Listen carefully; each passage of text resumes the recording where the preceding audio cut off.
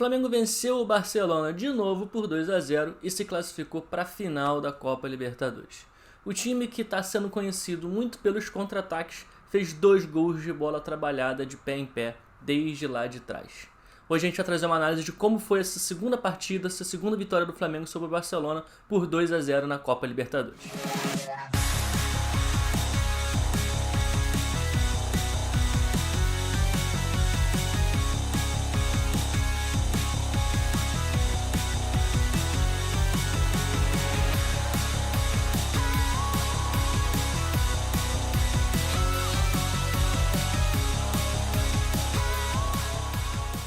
Fala galera, Bruno Pet na área para mais um vídeo. E hoje a gente vai falar sobre o Flamengo 2, Barcelona 0 lá no Equador, o jogo que garantiu a classificação do time rubro-negro para a final da Copa Libertadores. Começando então pelas escalações. Quando no Flamengo não teve nenhuma grande mudança, só o retorno do Filipe Luís na lateral esquerda e do Arrascaeta como meia central, já naquele padrão 4-2-3-1 do Renato Gaúcho, no Barcelona teve sim uma mudança importante. Fabian Bustos ele decidiu colocar o Damian Dias, que é talvez o principal jogador do time, o craque, o camisa 10 desse time do Barcelona, no banco, e veio com 2 centroavantes. Ele veio com o Mastriani e com o Garcês. O Fabian Bustos optou então por tirar o seu meia central, aquele cara que organiza o time, para ter 2 centroavantes. Então por isso o time teve um pouquinho mais de jogo pelos lados do campo e algumas bolas cruzadas na área com mais frequência do que o normal. Inclusive, se a gente olhar para os números, esse jogo contra o Flamengo foi o jogo que o Barcelona fez mais cruzamentos, pegando o recorte dos últimos 20 jogos que ele fez na temporada. E a jogada que o Barcelona estava buscando era muito tentar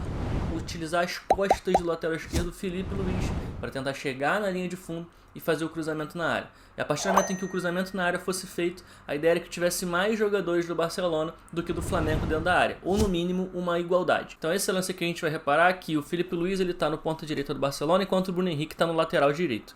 O Filipe Luís ele acaba perseguindo um pouquinho mais longo o ponta direita, e o Bruno Henrique em determinado momento ele larga o lateral direito, ele não baixa acompanhando, a bola vai entrar nesse lateral que vai chegar nas costas do Filipe Luís, que era o objetivo exatamente do Barcelona, e na hora que a bola tá na linha de fundo, tá ali perto de sair o cruzamento, a gente percebe que os 2 centroavantes do Barcelona estão contra 2 jogadores do Flamengo, no caso aqui o Rodrigo Caio e o Isla, ou seja, uma igualdade numérica dentro da área. E em outros lances a gente vai ver coisa muito parecida, o Barcelona tentando atacar pelo seu lado direito de ataque e na área bastante gente, além dos 2 centroavantes, às vezes a chegada de um volante ou de um ponta que do outro lado, e assim foi a forma com que o Barcelona tentou atacar o Flamengo. Inclusive teve uma boa chance aos 6 minutos, quando o jogo ainda estava 0-0, exatamente dessa forma. Só que apesar disso, quem começou melhor na partida foi o Flamengo.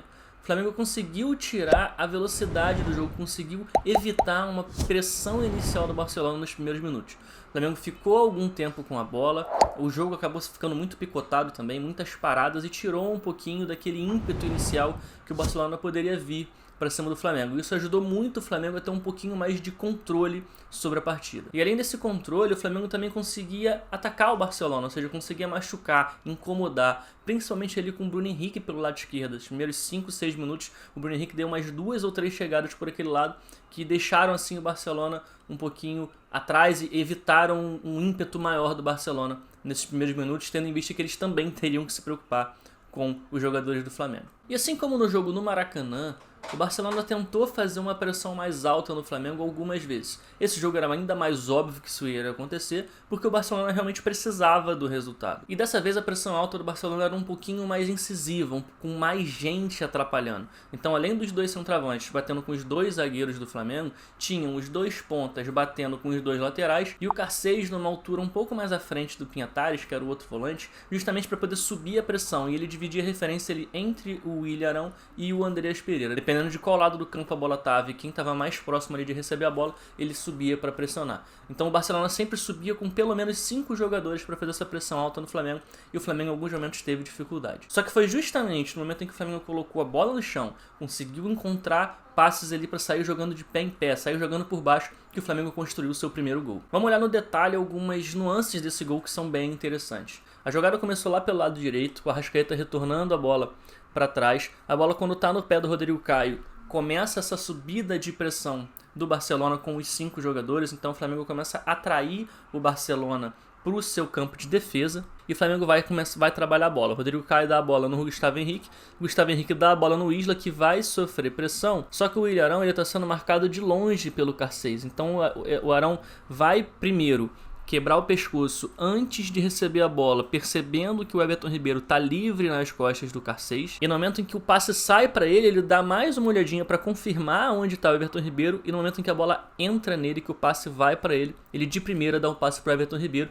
e já de novo se coloca à frente para fazer uma tabela. Que o Everton Ribeiro também está recebendo pressão, no caso aqui agora do lateral esquerdo do Barcelona. E aí a jogada já começa a ficar a feição do Flamengo pro ataque. E tem o primeiro facão, a primeira movimentação de um dos atacantes do Flamengo.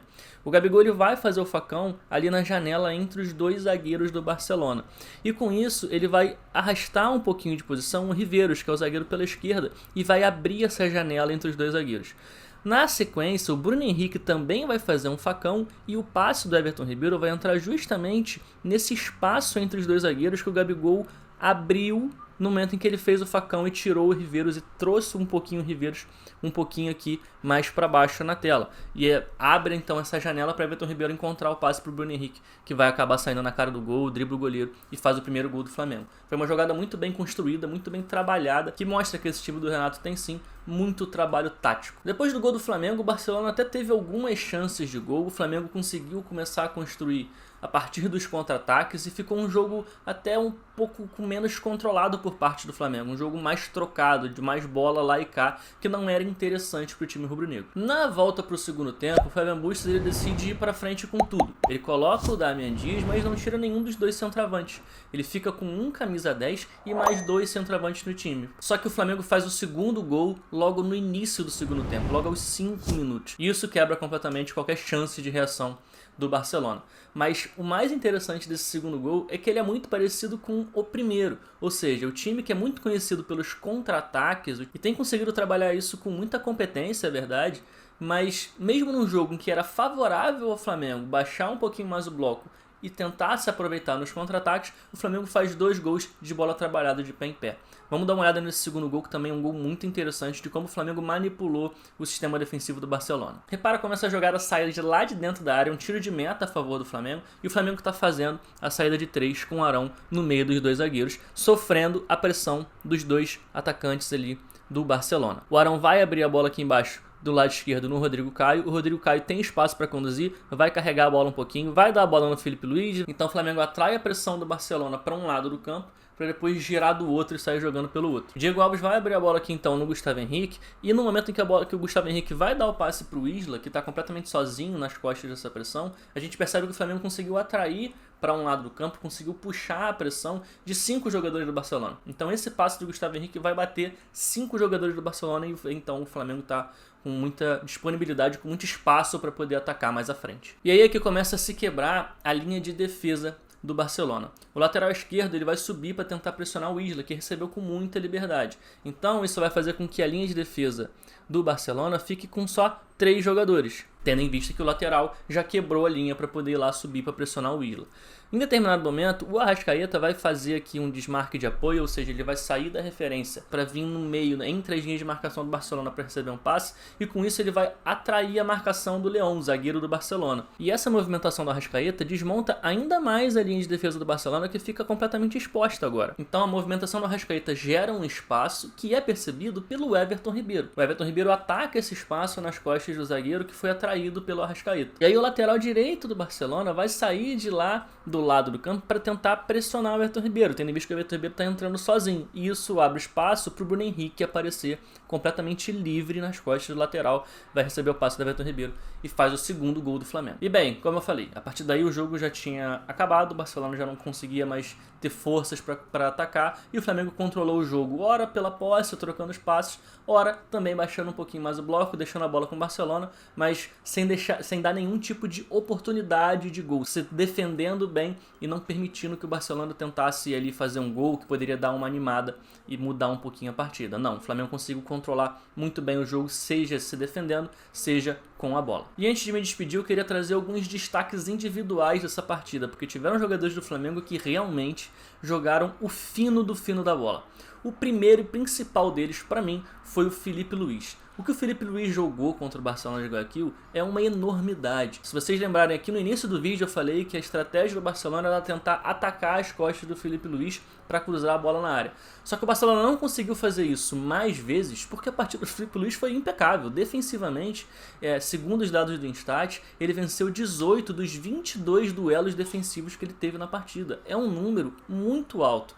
Fora isso, fez várias antecipações, fez vários desarmes, conseguiu interceptações e quando tinha a bola no pé, mostrou a qualidade de sempre, a técnica para poder acionar os meios dos atacantes do Flamengo. Eu já falei isso aqui em relação ao que separa um jogador de nível altíssimo de um jogador de nível um pouco mais baixo. Às vezes um jogador de nível mais baixo, ele tem a técnica para fazer um passe mais complexo, só que nem sempre ele tem a inteligência para entender qual é o melhor passe para ele fazer naquele momento. E o Filipe Luís é um cara que tem muita capacidade de perceber qual é a melhor ação que ele tem que tomar em prol do time, para fazer o time conseguir atacar num espaço melhor. Então, essa noção que o Filipe Luís tem de conseguir decidir bem as suas ações é realmente de um jogador de um nível muito, muito alto.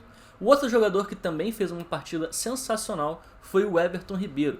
O Everton Ribeiro ali no meio campo do Flamengo conseguiu encontrar muitas chances, inclusive deu os 2 passes para gol dos gols do Bruno Henrique, conseguindo voltar a recuperar a sua melhor forma numa fase crucial da temporada. E é claro, como não poderia deixar de ser, o Bruno Henrique, que fez os 4 gols da semifinal. O Flamengo venceu os 2 jogos por 2-0, nos 2 jogos, 2 gols do Bruno Henrique. É um jogador que cresce muito nesse momento decisivo e ajuda demais o Flamengo a chegar em mais uma final de Copa Libertadores. No final das contas, o time que não tem nada de tática, que é o que muita gente fala por aí, mostrou muitas capacidades táticas que fez o time passar de fase para a final da competição. Eu concordo que hoje talvez a principal e a melhor característica do Flamengo hoje seja contra-atacando.